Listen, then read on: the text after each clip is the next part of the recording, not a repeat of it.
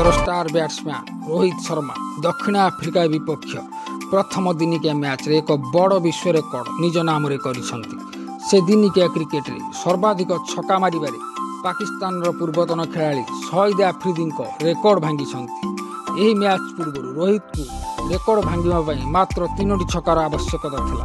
15ତମ ଓଭରରେ ସେ ସ୍ପିନର ପ୍ରେନେଲାନ୍ ସୁବ୍ରାୟନଙ୍କୁ ଲଗାତାର 2ଟି ଛକା ମାରି ଆଫ୍ରିଦିଙ୍କ 351 ଛକାର ରେକର୍ଡ ସହ ସମକକ୍ଷ ହୋଇଥିଲେ। ଏହାପରେ ସେ ମାର୍କୋ ଜାନସେନଙ୍କୁ ନିଜର ଟ୍ରେଡମାର୍କ ପୁଲ୍ ସଟ୍ ମାରି ଆଫ୍ରିଦିଙ୍କ ରେକର୍ଡ ଭାଙ୍ଗି ଦିନିକିଆରେ ସର୍ବାଧିକ 352 ଛକା ମାରିବାର ବିଶ୍ୱ ରେକର୍ଡ ସ୍ଥାପନ କରିଛନ୍ତି। ଇସ୍ରାଏଲ ପ୍ରଧାନମନ୍ତ୍ରୀ ବେଞ୍ଜାମିନ୍ ନେତାନ୍ୟାହୁଙ୍କ ବିରୁଦ୍ଧରେ ଦୀର୍ଘ ଦିନରୁ ଦୁର୍ନୀତି ମାମଲା ବିଚାରାଧୀନ ରହିଛି। ଏହି ପ୍ରସଙ୍ଗରେ ରାଜକ୍ଷମା ପ୍ରଦାନ କରିବାକୁ ନେତାନ୍ୟାହୁ ଇତିମଧ୍ୟରେ ରାଷ୍ଟ୍ରପତି ଆଇଜାକ୍ ହେର୍ଜୋଗଙ୍କୁ ଚିଠି ଜରିଆରେ ଅନୁରୋଧ କରିଥିବା ଜଣାପଡ଼ିଛି। ସମାଲୋଚକମାନେ ତାକୁ ଦଣ୍ଡିତ କରାଯାଉ ବୋଲି ଜିଦ୍ କରୁଛନ୍ତି। ଏଭଳି ଘଡ଼ିସନ୍ଧି ମୁହୂର୍ତ୍ତରେ ଦେଶକୁ ଜଣେ ଦକ୍ଷ ପ୍ରଧାନମନ୍ତ୍ରୀର ଆବଶ୍ୟକତା ରହିଛି।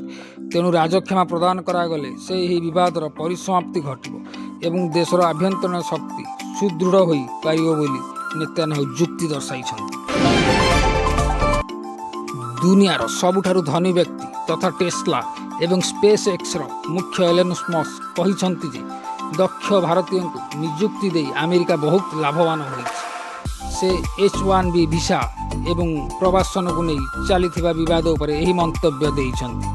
ସେ ମାଇକ୍ରୋସଫ୍ଟ CEO ସତ୍ୟ ନାଡେଲା ଓ ଗୁଗୁଲର ମୁଖ୍ୟ ସୁନ୍ଦର ପିଚାଇଙ୍କ ଭଳି ଭାରତୀୟ ପ୍ରତିଭାମାନଙ୍କୁ ମନେ ପକାଇଥିଲେ, ଯେଉଁମାନେ ବର୍ଷ ବର୍ଷ ଧରି ଆମେରିକାର ଅର୍ଥନୈତିକ ପ୍ରଗତିରେ ଯୋଗଦାନ କରି ଆସୁଛନ୍ତି। ମସ୍କ H-1B କାର୍ଯ୍ୟକ୍ରମକୁ ବନ୍ଦ କରିବା ସପକ୍ଷରେ ନାହାନ୍ତି, ବରଂ ଏହାର ଅପବ୍ୟବହାରକୁ ରୋକିବା ପାଇଁ ସଂସ୍କାର କରିବାକୁ ଆହ୍ୱାନ ଦେଇଛନ୍ତି।